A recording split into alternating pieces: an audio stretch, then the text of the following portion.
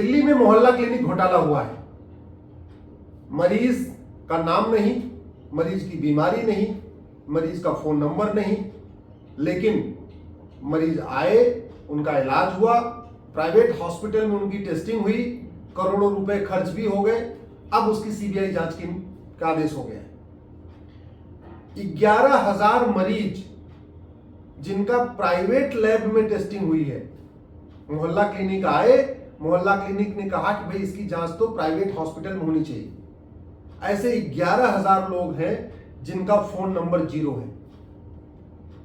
8,000 लोग, उनका कोई फोन नंबर ही नहीं है।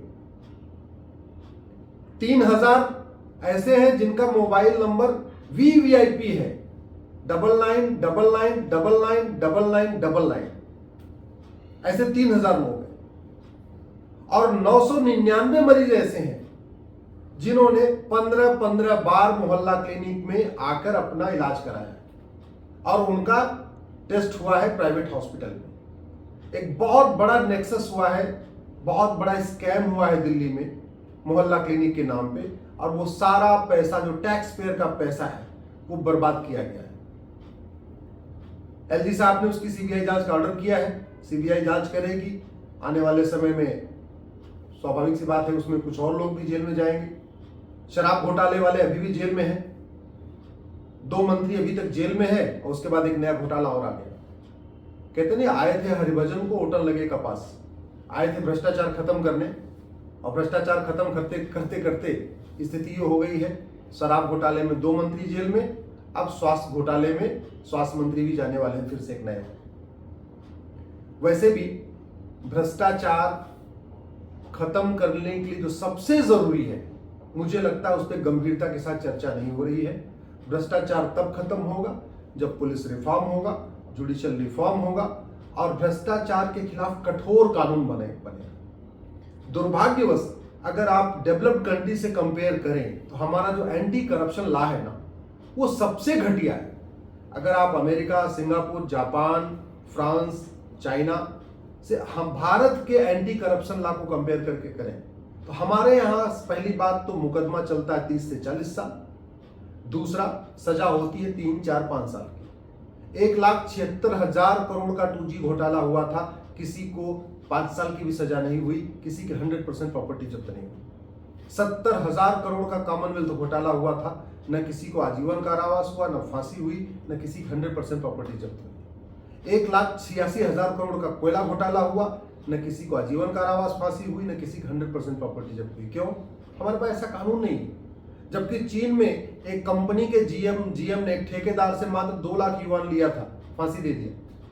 चीन के कानून मंत्री ने किसी से कुछ 3 या 4 लाख युआन लिया था, फांसी हो गई। सिंगापुर में भी कुछ दिन पहले एक ड्रग स्मगलर को फांसी हो गई। कहते नहीं, सठे साठ्यम समाचारित।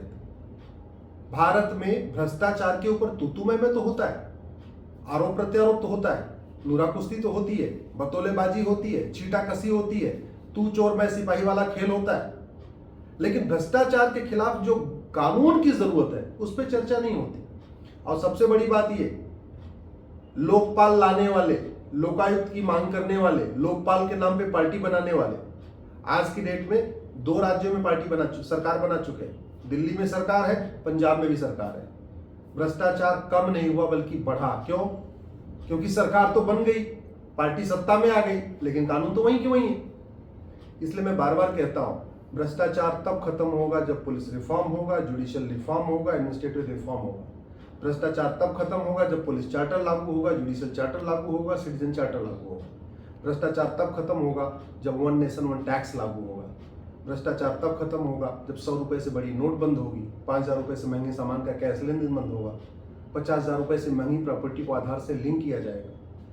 भ्रष्टाचारियों की 100% प्रॉपर्टी जब्त करने के लिए कानून बनेगा। भ्रष्टाचारियों की सिटीजनशिप खत्म करने के लिए कानून बनेगा।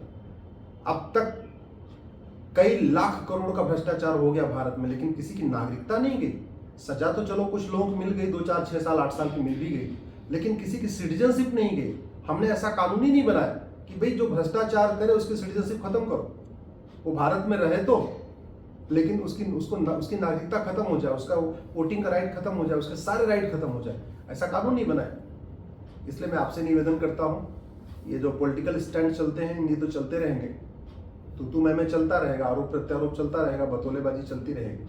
लेकिन आप अगर चाहते हैं कि वास्तव में भ्रष्टाचार खत्म हो, ये जो इनकम टैक्स आता है, आपकी गाड़ी कमाई का इनकम टैक्स आ रहा है, आपकी गाड़ी कमाई का जो जीएसटी आप देते हैं, आप टोल टैक्स देते हैं, आप रोड टैक्स देते हैं, आप वैट देते हैं, आप जो टीडीएस देते हैं, इस पैसे का सदुपयोग हो, इस पैसे की बंदर बांट बंद हो, तो please police reform, judicial reform की मांग करिए, वन नेशन वन टैक्स लागू करने की मांग करिए।